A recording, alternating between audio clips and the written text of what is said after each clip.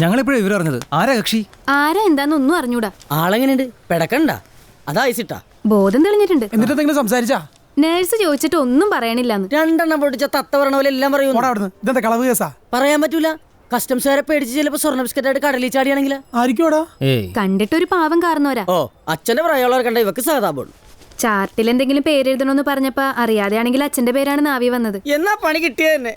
അച്ഛൻ അടിഞ്ഞ അതേ തീരത്താണിതും. എടി വേണ്ടാത്ത വയ്യാവേലി എടുത്ത് തലേ വെക്കല്ലേ, വേഗം സ്ഥലം വിടാൻ നോക്ക്. ഒരാളുടെ ജീവരക്ഷ പിന്നെ കൊണ്ട് കളയാൻ പറ്റുമോ? എങ്കിൽ പിന്നെ കടലിൽ കിടന്ന് ചാവട്ടെ എന്ന് കരുതിയാ പോലെ.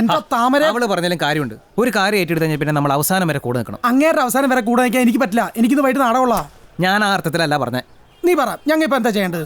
മരുന്നും ഡ്രസ്സും വാങ്ങണം. അത്രല്ലേ ഉള്ളൂ. വാ. അല്ല, ഇവിടത്തോളം വന്ന സ്ഥിതിക്ക് കാരണവരുടെ ബോഡി ഒന്ന് കണ്ടേ. എന്റെ ശാരംഗ ശവത്തിനാണ് ബോഡി എന്ന് പറഞ്ഞത്. പിന്നെ അപ്പൊ ബോഡി ബിൽഡിംഗ് എന്ന് പറഞ്ഞതാ? അങ്ങനെയാണെങ്കിൽ ജിംനേഷ്യത്തിൽ പോണവന്മാരൊക്കെ ശവങ്ങളാണ്. മാഷ് എനിക്ക് ട്യൂഷൻ എടുക്കല്ലേ? ആ വെള്ളം പോട്ടെ, വെള്ളം പോട്ടെ.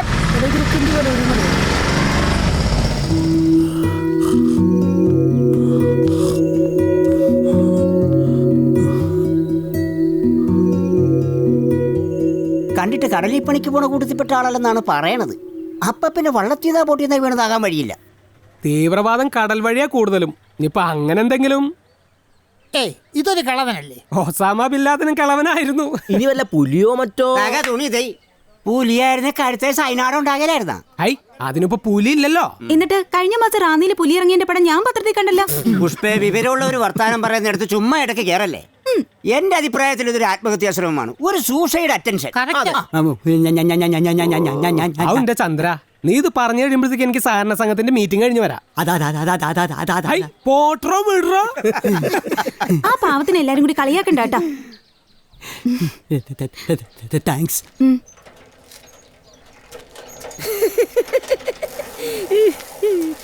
നീ എന്താടാ ഇത്രയും ചിരിക്കണത്? എന്റെ തന്തപ്പടി വെള്ളമടിച്ചിട്ട് അപ്പുറത്തെടുത്ത് മണ്ണുമാന്തനായിരുന്നു. എന്റെ സൈക്കിൾ ചേർത്തന്നെ അങ്ങനെ ചത്തേനെ. ഇങ്ങനെ ചിരിക്കാണ്ടിരിക്കും. 10 ഗ്രാം ഒന്നിന്റെ നൂല് ഒന്നെടുത്ത് വെച്ചേക്ക്. കാശ് നാളെ തരാട്ടാ.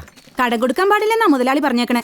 ഓ, നീ ഇങ്ങനെ സത്യസന്ധയായാല എടി സ്വന്തം ആങ്ങളൊക്കെ എങ്കിലും കടം കൊടുക്ക്. ആങ്ങളൊക്കെ വെച്ചിനും തീരെ കൊടുക്കാൻ പാടില്ലെന്ന് മുതലാളി പറഞ്ഞിട്ടുണ്ട്. ഇവളെ കെട്ടാൻ വെറുതെ കുറെ സമ്പാദിക്കും. ആശുപത്രിയിലെ കാർന്നവർക്ക് എങ്ങനെ ഉണ്ടോ ശാരംഗ? പേര് വെട്ടി. ആ താമരക്ക് ഭ്രാന്താണ്ടാ. ആരുമില്ല, പോകാൻ ഒരിടില്ല എന്നൊക്കെ പറഞ്ഞപ്പോ ആ കാർന്നവരെ കൊണ്ട് വീട്ടിലോട്ട് കൂട്ടിക്കൊണ്ടുപോയിട്ടുണ്ട്.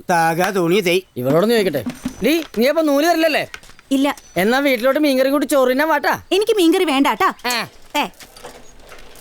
വിരോണിയമ്മയായിരുന്നില്ലേ? എന്താടാ? നമ്മുടെ താമരയുടെ വീട്ടില് വിരോണിയമ്മേനൊക്കെ അത്ര ആള് വന്നിരിപ്പുണ്ട്. ആരി? നമ്മുടെ കടലിൽ നിന്ന് കിട്ടിയ ആളില്ലേ, അത് ശ്രീലങ്കയിൽ നിന്ന് റെപ്പയിലൊടിച്ചേട്ടൻ ജയിലിൽ ചാടി നീന്തി വന്നാണെന്നൊരു സംസാരമുണ്ട്.